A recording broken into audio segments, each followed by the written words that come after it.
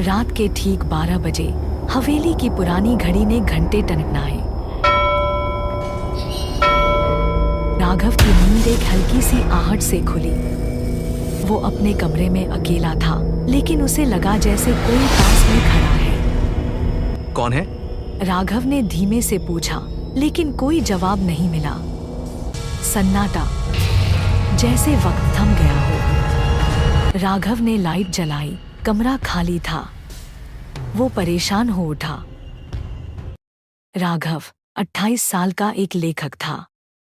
वो शहर की भागदौड़ से दूर एकांत में लिखने के लिए इस हवेली में रहने आया था। लेकिन ये जगह जितनी शांत थी, उतनी ही रहस्यमयी भी। हवेली का रखरखाव अच्छा नहीं था। खिड़कियां पुरानी थी, दीवारों पर नमी थी और हर कोना जैसे कोई पुराना राज छिपाए बैठा था। राघव को अकेलापन पसंद था, लेकिन यहाँ आकर उसे अकेलापन डराने लगा था। अगली रात राघव फिर देर रात तक लिख रहा था कि अचानक उसे एक लड़की की धीमी आवाज सुनाई दी। क्यों लौट आए हो? राघव चौंका। उसने इधर-उधर देखा, लेकिन कोई नहीं था। कौन हो तुम? जिनसे तुम मिलने आए हो, आवाज ने जवाब दिया। राघव के रोंगटे खड़े हो गए। अगली सुबह राघव ने गांव के बुजुर्ग चौकीदार हरिराम चाचा से पूछा, इस हवेली में कोई और रहता है क्या? हरिराम चाचा ने गहरी सांस ली और बोले, बाबूजी, ये हवेली पहले राजा तेज प्रताप सिंह की थी। उनकी बेटी प्रियमवदा बहुत सुंदर और पढ़ी लिखी थी। कहते हैं वो किसी लेखक से प्रेम करती थी, लेकिन उनके पिता को वो रिश्ता मंजूर नहीं था। फिर राजा ने उस लेखक को मरवा दिया और प्रियमवदा ने उसी रात खुद को हवेली के कुएं में डुबो दिया। राघव सन्न रह गया। रात फिर आई। राघव जानबूझकर जागता रहा। 12 बजते ही वही आवाज फिर गूंजने लगी।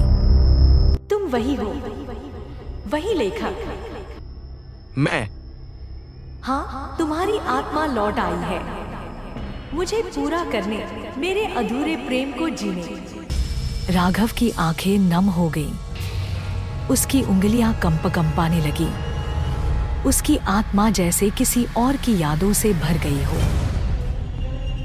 धीरे धीरे हर रात वो आवाज उससे बातें करती, कहानियां सुनाती, कविता सुनती और अंत में बस कहती, अब कभी मुझे छोड़कर मत जाना। राघव को लगने लगा कि वो अकेला नहीं है। वो लड़की अब उसकी प्रेरणा बन चुकी थी। उसकी कहानियां, उसकी कलम, सब उसी अदृश्य प्रेम से भर गई थी। एक दिन हरिराम चाचा ने उसे अलग बुलाकर कहा, बाबूजी, इस हवेली से बाहर चलिए।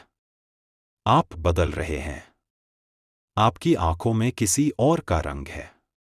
राघव बस मुस्कुराया और कहा, आप नहीं समझेंगे चाचा, वो अब मेरी जिंदगी है।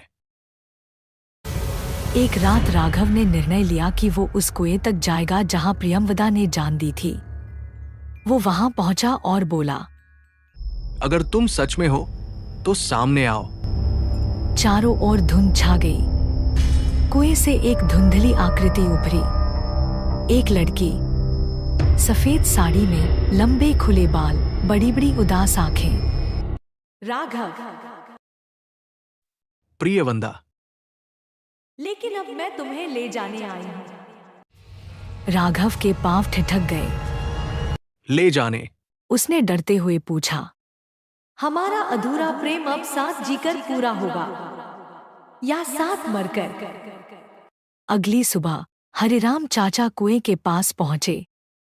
राघव का कोई नामो निशान नहीं था, लेकिन कुएं के पास एक नई किताब रखी थी जिसका नाम था अदृश्य प्रेम, एक सच्ची कहानी। और नीचे लिखा था, लेखक राघव और प्रियमवदा। क्या राघव सच में आत्मा के साथ चला गया? प्रियमवदा अब कहाँ है? क्या इस प्रेम कहानी का अंत या शुरुआत है? आगे का पार्ट देखने के लिए सब्सक्राइब करें और कमेंट में पार्ट 2 लिखें।